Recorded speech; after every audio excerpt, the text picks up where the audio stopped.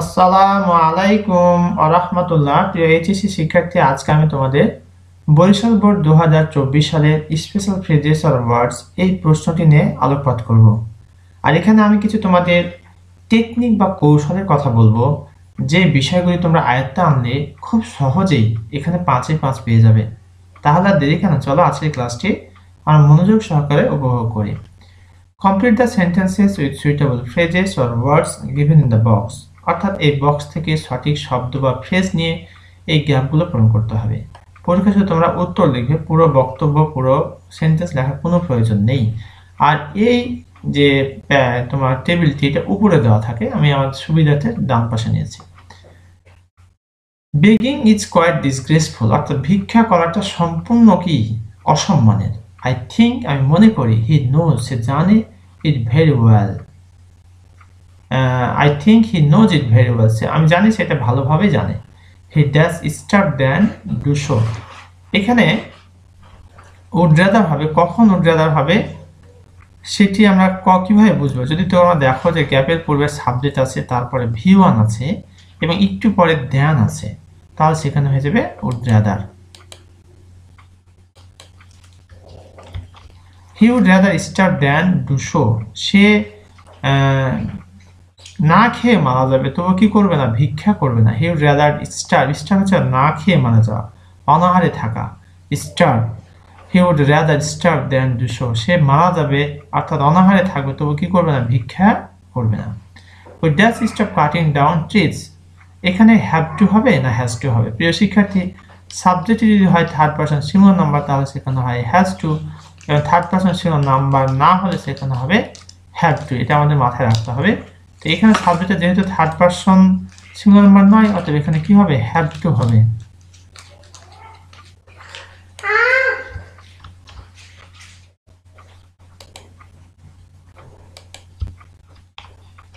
We have to stop cutting down trees.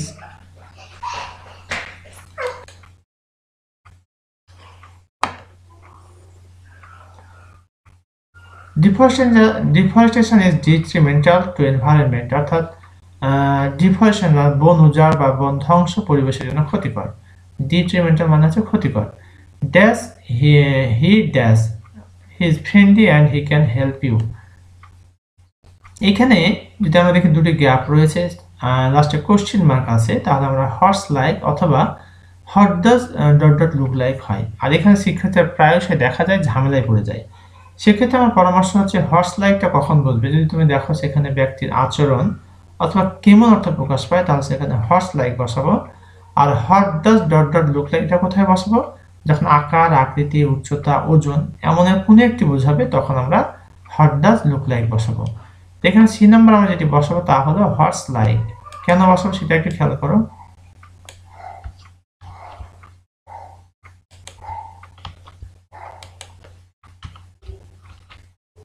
Horse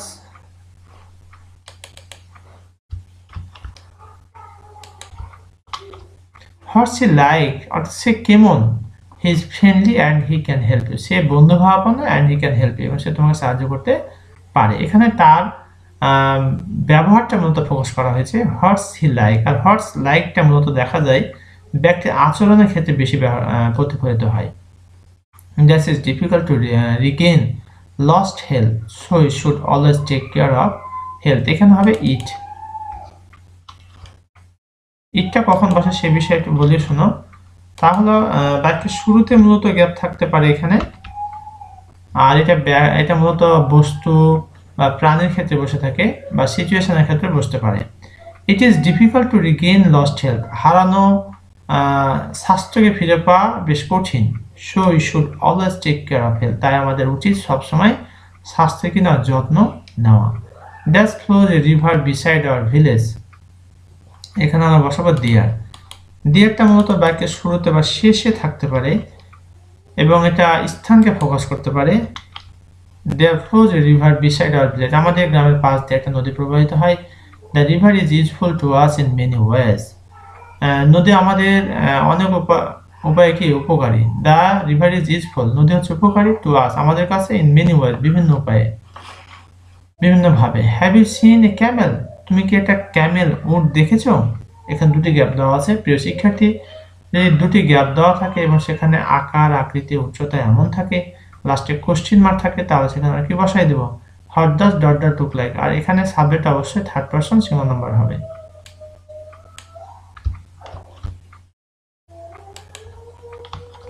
what does it look like.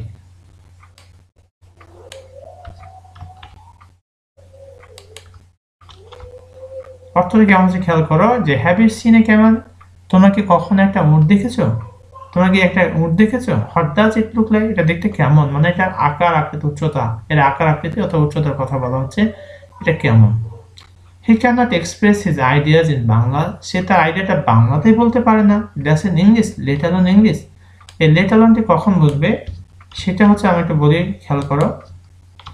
যদি এমন দেখো যে সাবজেক্টের পরে can not, could not, may not, mind not রয়েছে এবং গ্যাপের আগাদিকের যে অংশটা এবং পরের যে অংশটা, আগের অংশটা নর্মালি দুর্বল হবে পরেরটা থেকে।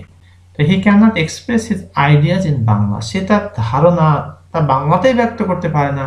লেট অ্যালোন ইন ইংলিশ, আবার ইংলিশে I just take a coffee in lieu of tea but like both of them. এখানে হবে হ্যাড বেটার। হ্যাড বেটার মানে হচ্ছে বরং ভালো। এটি মূলত গ্যাপের আগাদিকে যদি সাবজেক্ট থাকে এবং পরে ভি1 থাকে, লাস্টে ফুল স্টপ। গ্যাপের আগাদিকে সাবজেক্ট, লাস্টে ভি1 আর সবশেষে ফুল স্টপ এমন থাকলে সেখানে আমরা হ্যাড বেটার বসাবো। এর অর্থ হচ্ছে বরং ভালো। I had better take coffee in lieu of tea, চা খাওয়ার পরিবর্তে কফি খাওয়াটা আমার জন্য বরং ভালো। But I like both of them, কিন্তু আমি তাদের উভয়টাই পছন্দ করি। ওই ইনফর্ম দ্য পুলিশ, আমরা পুলিশকে ইনফর্ম করেছিলাম that the incident took place. এখানে হবে as soon as. As soon অ্যাজটা মূলত বসে গ্যাপের উভয় পাশে যদি একই টেন্স থাকে, গ্যাপের উভয় পাশে যদি একই টেন্স থাকে সেখানে আমরা কি বসাই দেবো? অ্যাজ সুন অ্যাজ, এটি বসাই দেবো। ওই ইনফর্ম দ্য পুলিশ, আমরা পুলিশকে ইনফর্ম করেছিলাম অ্যাজ সুন অ্যাজ, যত শীঘ্রই, দ্য ইনসিডেন্ট টুক প্লেস, যত দ্রুত দুর্ঘটনাটি ঘটেছিল, সংঘটিত হয়ে তত দ্রুত আমরা পুলিশকে ইনফর্ম করেছিলাম। Robert Herrick was a poet, Robert Herrick ছিলেন একজন কবি অ্যান্ড এ ক্লার্জিম্যান, যাজক। He does in London, he was born in London. এখানে হবে ওয়াজ বর্ন। ওয়াজ বর্ন কখন হয়? যদি তোমরা দেখো গ্যাপে আগাদিকে সাবজেক্ট আছে এবং তারপরে প্লেস অথবা টাইম অথবা ডেট, গ্যাপের পরে গ্যাপের আগাদিকে সাবজেক্ট, তারপরে প্লেস অথবা ডেট অথবা ইয়ার এমন থাকে, তাহলে সেখানে বসাই দেবো ওয়াজ বর্ন। এই ছিল আমাদের বরিশাল বোর্ড 2024 সালের স্পেশাল পেজেস। প্রিয় শিক্ষার্থী, তোমাদের কোথাও যদি কোনো বুঝতে সমস্যা হয় তাহলে কমেন্ট করে জানিয়ে দাও। ইনশাআল্লাহ I try my best to give your comment reply. আর এখানে শেষ করছি। আসসালামু আলাইকুম ওয়া রাহমাতুল্লাহ।